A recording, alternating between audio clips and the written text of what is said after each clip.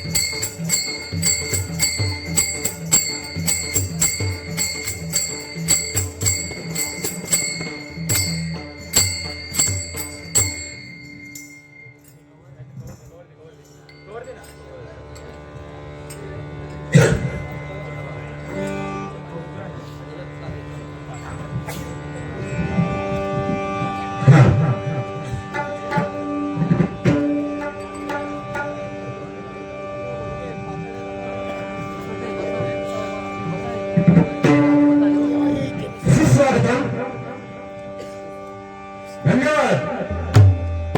नमस्कार आणि राम राम. रंगदेवता आणि भजन रसिकांना अभिवादन करून परशुरामाच्या पदात पडणारे संत ज्ञानेश्वरांच्या ज्ञानाला, छत्रपती शिवरायांच्या पराक्रमाला, शाहू फुले यांच्या संघर्षाने, डॉक्टर बाबासाहेब आंबेडकर यांच्या कर्तृत्वाने पावन झालेला हा महाराष्ट्र आणि या महाराष्ट्रामधील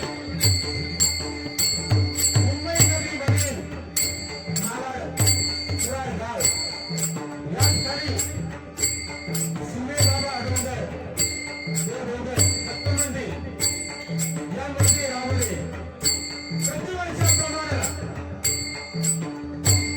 दत्तजयंती उत्सवापूर्वक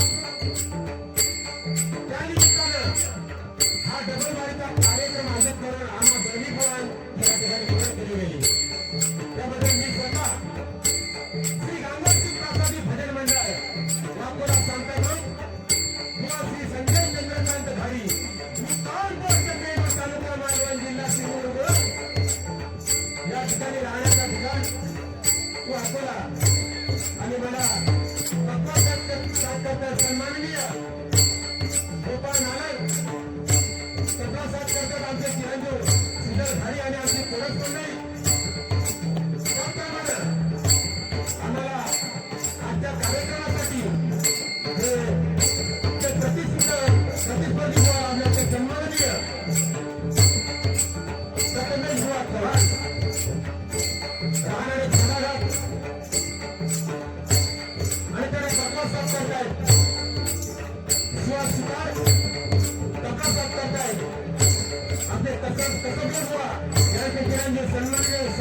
जमले आणि त्यांची कोरस मंडळी या सर्वांच्या मनपूर्वक आभार व्यक्त करून या ठिकाणी या कार्यक्रमासाठी आम्हाला आमंत्रित करणारे सन्माननीय सुधाकर सावंतसाहेब यांचेही आमच्या मंडळाच्या वतीने लाख लाख आभार मानतोय. त्याप्रमाणे या ठिकाणी माला नगरी म्हणजे भजनाची पंढरी भजनाचे माहेरघर त्यामध्ये सर्व मान्यवर नवीन सर्व भजनी बुवा तत्वज्ञ बुवा चांगले नृत्य दशावतारी कलाकार शक्ती तुला नमन मंडळी या सर्वांचे मनपूर्वक आभार व्यक्त करून महाराष्ट्राचा तळे तर संपूर्ण जगाचा आनंद देव श्री गणेशाला वंदन करू. निवेदी देवता सारे मातेची नतमस्तक हो. महाराष्ट्राचा आनंद देव छत्रपती शिवाजी महाराजांना मानाचा मुजरा करो. छत्रपती संभाजीराजांना मानाचा मुजरा करो. आणि या दोघांनाही घडवणारी औरंगजेब साहेबांचे नतमस्तक हो. हिंदू हृदय सम्राट सर छत्रपती बाळासाहेब ठाकरे यांच्याकडे नतमस्तक हो. आपली धर्मदेवता, कुलदेवता, इष्टदेवता, सहस्रज्योती कुलदेवता यांच्याकडे नतमस्तक हो. आमच्या ठिकाणी जमलेल्या सर्व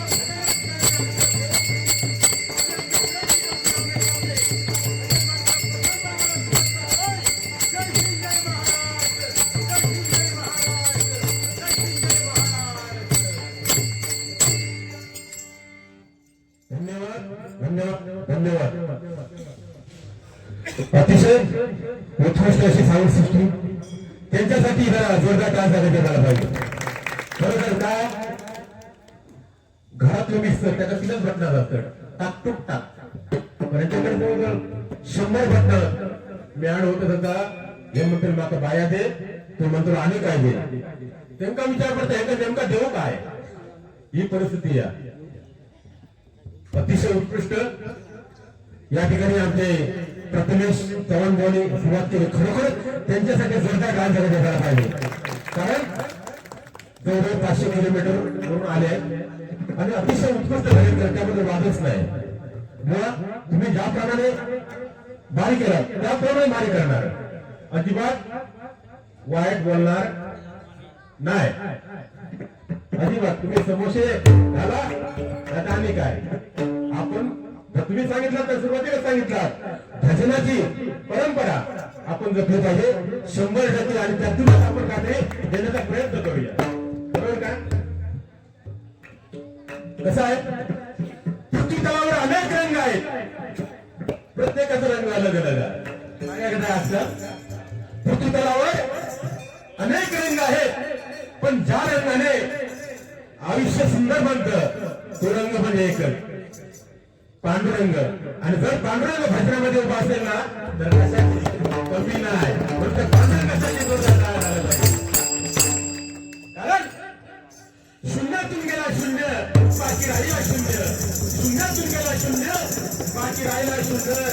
तुमच्यासारखे नायकांना शून्य आले हे सांगतं शून्य हे सांगतं शून्य.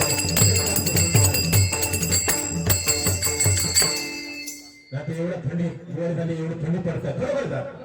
अजिबात काय नाही थंडी पूर्ण पडता तरी पण एवढी ही भजनाची खरी पंढरी आहे. आज या ठिकाणी सिद्ध होते बघा त्यांच्यासाठी पुन्हा एक जोरदार काय झाला पाहिजे बरोबर. आता हळूहळू सुरुवात करूया. भक्ती भक्ती म्हणजे काय? भजन एक भक्तीचं साधन आहे बघा. भजन भक्तीचं साधन आहे. काय झालं बरोबर आहे ना? भजन भक्तीचं साधन आहे बघा. आणि भक्ती कशी आहे? रेड्याच्या मस्तकावर हात ठेवतात त्याला वेद बोलावेच लागले. माऊलीने रेड्याच्या मस्तकावर हात ठेवतात वेद बोलावेच लागले. निर्जीव हिंदीला आदेश येतात तिला आकाश मार्गाने चालावंच लागलं आणि समोरून जो वाघावर येणारा होता ना त्याला उतरून ज्ञानेश्वर माऊली समोर नतमस्तक व्हावंच लागलं. ही भक्ती आहे. हे कुठे आपण जपलं पाहिजे. बरोबर की नाही. कारण भक्ती अख्खी लंका एका शेपटीने जाळत आला. अख्खी लंका एका शेपटीने जाळत आला. एक झोपडी शिल्लक राहिली. माऊली एक झोपडी शिल्लक राहिली लंकेमध्ये. हनुमंताने काय केलं. पुन्हा उचलून शेपटी टाकली झोपडीवर. आग काय लागेना. झोपडी का पेट घेना. हनुमंताला प्रश्न पडला ही पुन्हा लंका मी जाऊन टाकली पण ही झोपडी जाळत का नाही. हनुमंत खाली उतरले आणि झोपडीमध्ये डोकावून पाहिलं तर काय पाहिलं. विभीषण राम नामाचं जप करत होते. काय विभीषण राम नामाचं जप करत होते. म्हणजे काय जिथे राम नाम चालू आहे तिथे अग्नीलाही शांत व्हावं लागलं. म्हणजे ज्याचा मुखी राम त्याच्या संगती राम आणि ज्याचा मुखी राम नाही ना त्याचा हैसर काय काम नाही. चला पुढे चलूया. हळूहळू 100%.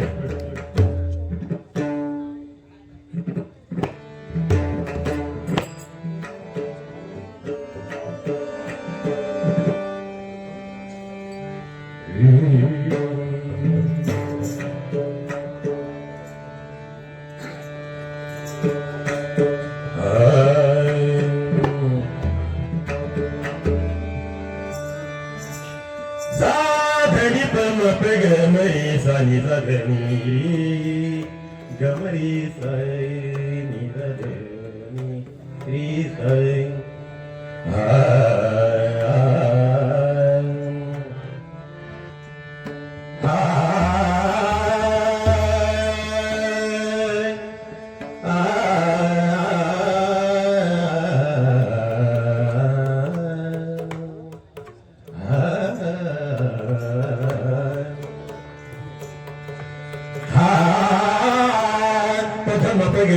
मरी सानी गमरी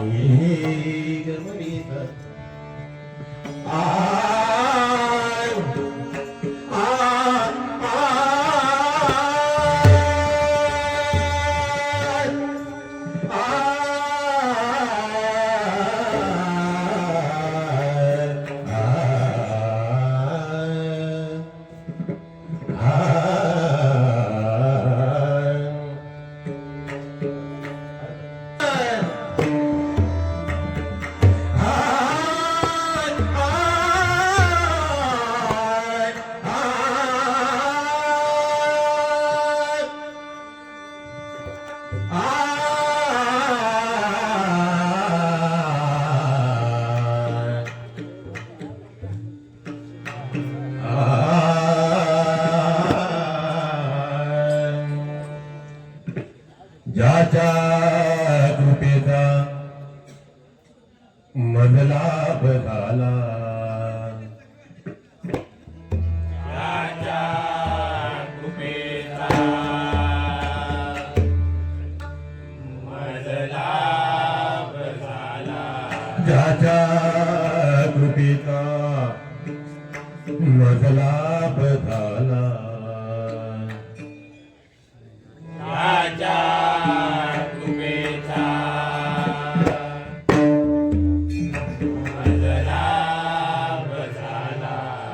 जन्मांतरी गुरुराज आला. जन्मांतरी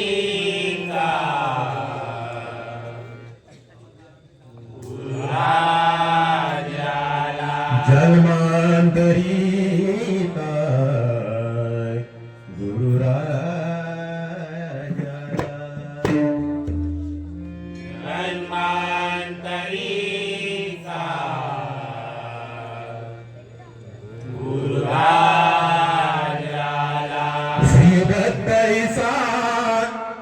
मज बोध केला. श्री दत्ताईसा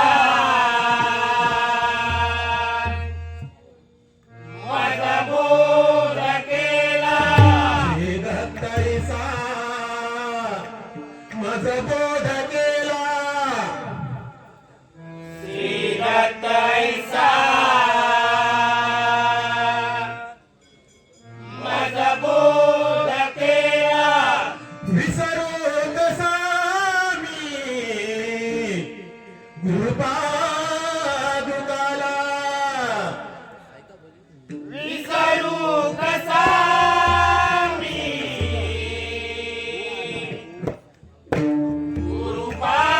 गुरुपादुकाला विसरू कसा मी गुरुपादुकाला विसरू कसा मी गुरुपादुकाला विसरू कसा मी गुरुपादुकाला अवधूत चिंतन श्री गुरुदेव दत्त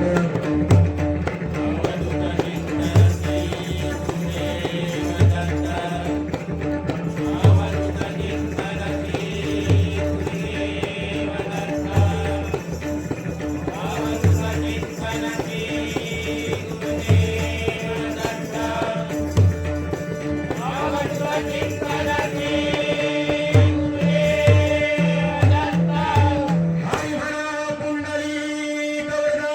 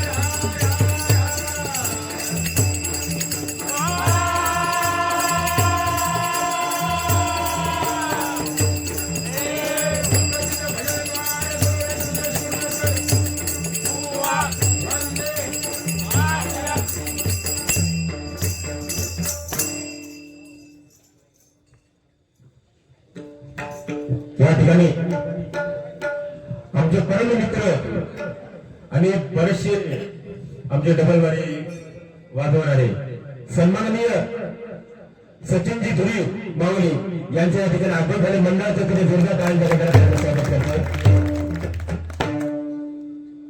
एकूण तुमचे फंडे घालते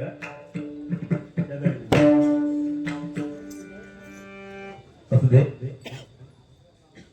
कसं आहे आज दत्त जयंती, दत्त गुरूंचा जन्मदिवस म्हणजे आईच्या दुधामध्ये किती ताकद आहे याचं नितांत उदाहरण म्हणजे दत्तगुरु अवतार. बघा, ज्यावेळी तिन्ही देव भिक्षा मागण्यासाठी रात्री ऋषींच्या आश्रमामध्ये आले, त्या ठिकाणी अनुसया माता बसली होती. अनुसया मातेने काय मागितलं? नग्न होऊन भोजन. काय मागितलं? नग्न होऊन भोजन. आता नग्न होऊन भोजन कसं द्यायचं? हे तर मोठे ऋषी आहेत. मग तिने काय केलं बघा, नग्न या शब्दाचा अर्थ बघा. प्रत्येक जण काय म्हणतात? नग्न होऊन म्हणजे वस्त्रहीन. प्रत्येक जण आपापल्या तरी लावतो अर्थ, पण या ठिकाणी अर्थ आहे न अग्न म्हणजे ज्याला अग्नीचा स्पर्श नाही असं जेवण. म्हणजे असं जेवण कसं द्यायचं? म्हणजे त्यासाठी त्यांना लहान बालकच करायला हवी. म्हणून तिने काय केलं? शेवटी पतिव्रता तिने पती हा परमेश्वर. या कलियुगामध्ये पतिव्रता मिळणं थोडी मुश्किल झाली आहे, बरोबर की नाही? तसा ऋषी जातले कामावरती आणि पतिव्रता बसले रिमोट घेऊन, ही परिस्थिती आहे. असं ते कालाय तस्मान काळाप्रमाणे बदललंच पाहिजे, बदल हवा आहे. पण बघा, पती हा परमेश्वर मानलं आणि तिनं अंतर्ध्यान लावलं. आणि त्यावेळी अतिऋषीला माहिती पडलं की आपल्या पत्नीवर काहीतरी संकट आलंय. तिने पण ओळखलं, त्याने पण ओळखलं. आणि त्यानं आपल्या अनुसय मातेला अतिऋषीने संकेत दिला. काय काय संकेत दिला? हे कोणी भिक्षुक वगैरे कोण नाही, तर तुझी सत्व परीक्षा घेण्यासाठी ब्रह्मा, विष्णू आणि महेश हे तिन्ही देव आलेले आहेत. त्यासाठी तुला काय करावं लागेल?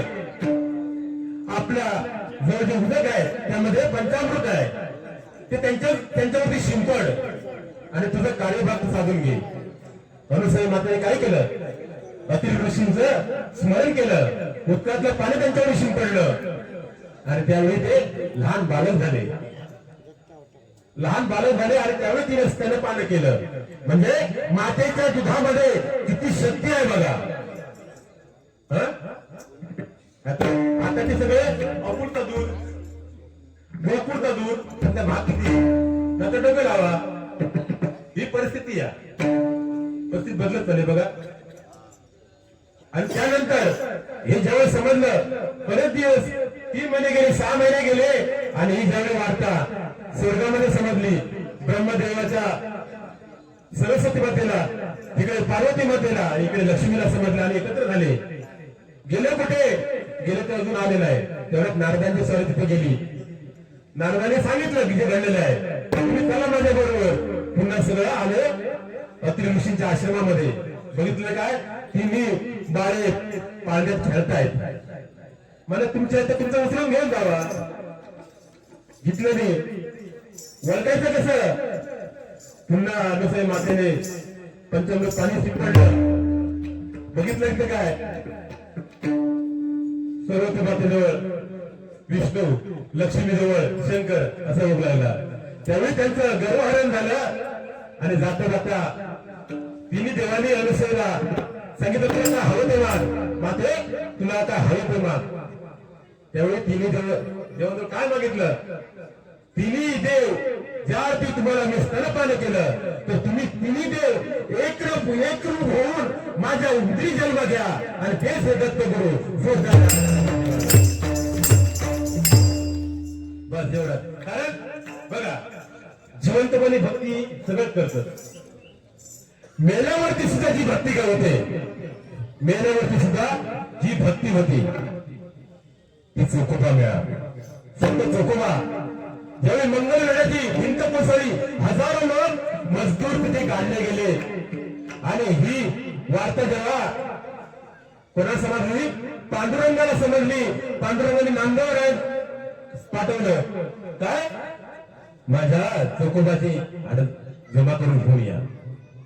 त्यावेळी नामदेवरायाने पांडुरंगला विचारलं, चोखोबाची हाडं ओळखायची कशी? त्याला काय उत्तर दिलं पांडुरंगाने?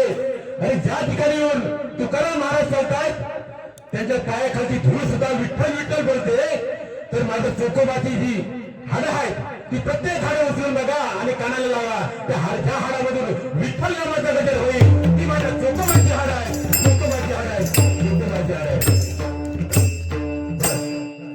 देवाने सांगितलं, अतिशय सुंदर सांगितलं. वाल्याच्या वाल्मिकी झाला, रामाच्या अगोदर रामायण अतिशय उत्कृष्ट. त्याप्रमाणे त्या सध्याच्या बाऱ्या कशा चालतायत, ते पेटव उडव आणि काय काय चालतात आपल्याला नाही तुमचा. कुठेतरी जे दिवस चालले आहेत ते कुठेतरी बदलून पुनरुपी भजन हे काय आहे या कलियुगामध्ये आपण राखून ठेवलं पाहिजे. कारण जे पंचरत्नाने आपल्याला वारसा दिला आहे, कदमबुवा, पांचाळबुवा, वामन खोडकर, विलास पाटील बुवा, चिंतामणी पांचाळ, आमच्या आजोबा काशीराम बुवा परब, या सर्वांचा जो वारसा आहे तो आपण जपला पाहिजे. कारण त्यावेळी कशी पद्धत होती बघा, चंद्रकांत बुवा परशुराम पंचायत बुवा जर चालायला लागले तरी वाटायचं म्हणजे कोणतरी आमदार येतोय खासदार येतोय 10-15 लोक असं बरोबर चालायचे. आणि आता काय ए बुवा पेटो हे म्हणण्याची हिंमत नव्हती. हे कशावर आपणच आपल्यावरती ओढून घेतलेली ही आहे ते कुठे ते थांबलं पाहिजे. हा आणि आपण हे भजन माध्यमातून हे प्रबोधन करणं पाहिजे. भजन हे नुसतं बडबड नाही. होय महाराज हा होय महाराज बरोबर तुम्ही इलाज का हा कुणासून जाऊन इलाज हा हरकत नाही बसा. अतिशय सुंदर असं भजनाला सुरुवात करूया.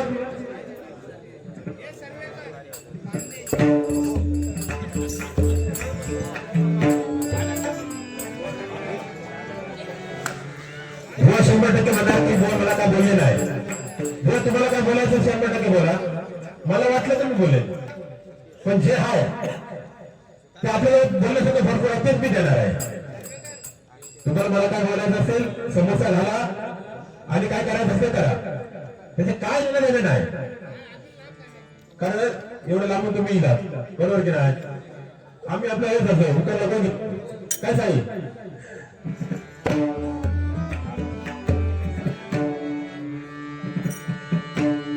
सारे बरी गे निसाय मागे बरोबर असले हा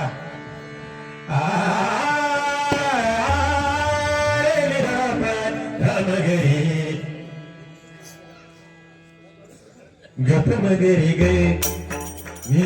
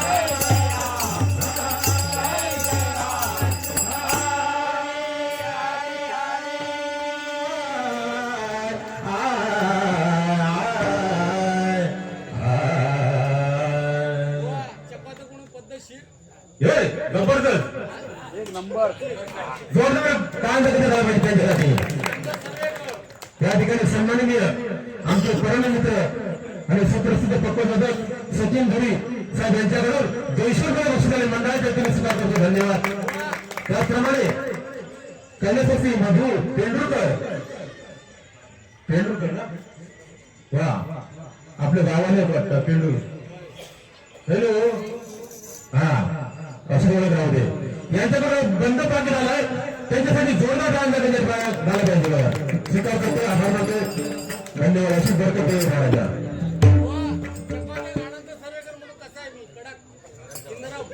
अजून अर्धा कडे का आता हळूहळू होतं कडे अतिशय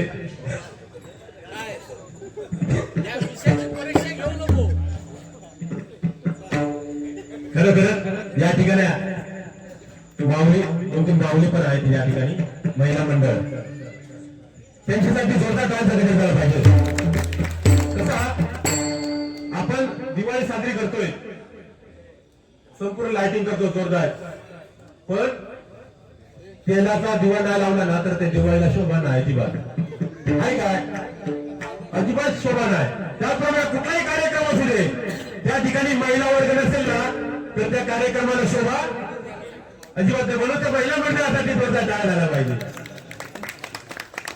म्हणजे अजून काही काय आपले पापडे येतले आता रुपाली पंढरीचा पांडुरंग विठेवरती बाय बरोबर ना बुवा पंढरीचा पांडुरंग बघा युगे 28 उभा विठेवरी त्याची 29 कधी होतच नाही 30 पण नाही किंवा 27 पण होत नाही कारण 4 वेळ 6 शास्त्र आणि 18 पुराणं म्हणजे 28 युगे विटेवरती उभा राहून काय करतोय कोणाची तरी वाट बघतोय. कोणाची बघतोय तर भक्त पुंडलिकाची वाट बघतोय. भक्त पुंडलिक आहे कुठे आई बापाच्या गळ्यात दोरी बायको खांद्यावरी आणि निघाला कुठे काशी यात्रेला जाता जाता मध्ये कुकुट स्वामीचा आश्रम लागला आणि त्या ठिकाणी त्याने कुकुट स्वामी त्याला दृष्टांत दिला तुझं आहे तुला पाशी तरी तू जागा चुकलाशी. म्हणजे कसा माणूस एकदा भरकाटलो का भरकाटलो कोणाच्या सांगण्यावरून जायचं नाही. मग त्याचा अनुभव त्याचा पण घ्यायचा सगळ्यांचा घ्यायचा आणि आपला वापरायचा ही परिस्थिती आहे. आणि त्यानंतर आई वडिलांच्या सेवेमध्ये भक्त पुंडलिक रमला. प्रत्यक्ष वैकुंठीचा नारायण आला आणि काय सांगितलं अरे पुंडलिका तुला भेटण्यासाठी देव आलाय उठून ये बाहेर.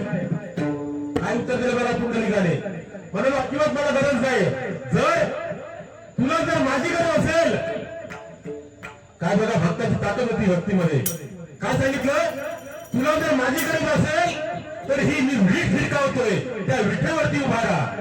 म्हणून तो आजही त्या विठेवरती उभा आहे आणि तो पुंडलिकाची वाट बघतोय.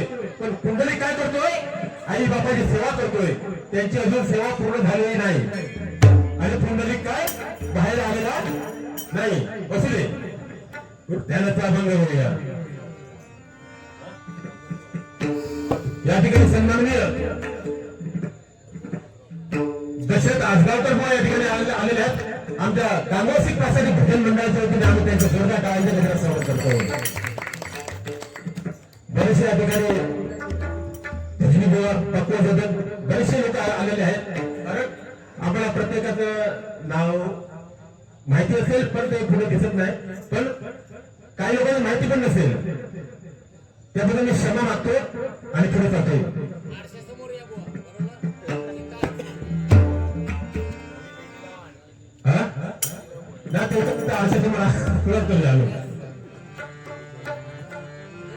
कसा भजन मंडळ भजनामध्ये किंवा भजन ऐकण्यामध्ये 900 होईल त्याशिवाय मजा नाही. मग त्याच्यासाठी जोरदार टाळ्यांचा झाला पाहिजे. तरी आमचा हरिनामाचा दिली होती खाली असते हा असू दे.